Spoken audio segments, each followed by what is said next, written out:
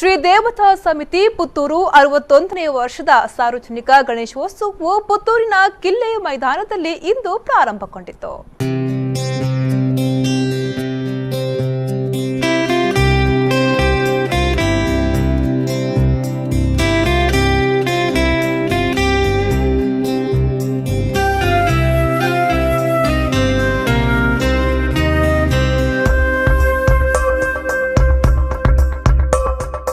प्रणम्य शिरसा देवम.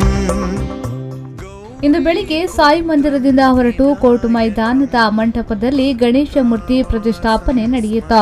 ಸಾಂಸ್ಕೃತಿಕ ಕಾರ್ಯಕ್ರಮವನ್ನು ಪುತ್ತೂರು ಶಾಸಕ ಸಂಜೀವ ಮಠಂದೂರು ಉದ್ಘಾಟಿಸಿದರು.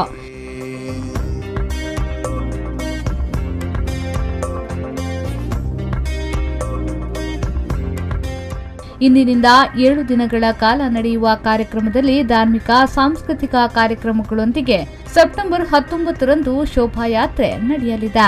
ಪುತ್ತೂರು ಶ್ರೀ ಮಹಾಲಿಂಗೇಶ್ವರ ದೇವಳದ ವಠಾರದಲ್ಲಿಯೂ ನಡೆಯುವ 52ನೇ ವರ್ಷದ ಸಾರ್ವಜನಿಕ ಗಣೇಶೋತ್ಸವ ವಿಗ್ರಹವನ್ನ ಬಳುವರು ಆಂಜನೇಯ ಮಂತ್ರಾಲಯದ ಬಳಿಯಿಂದ ಮೆರವಣಿಗೆಯ ಮೂಲಕ ಬಂದು ದೇವಳದ ವಠಾರದಲ್ಲಿ ಪ್ರತಿಷ್ಠಾಪಿಸಲಾಯಿತು.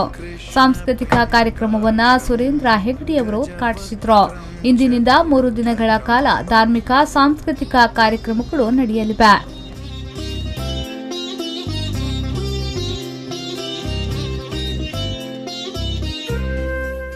ಪ್ರವೀಣ್ ವಿ4 ನ್ಯೂಸ್ 24/7 ಪುತ್ತೂರು.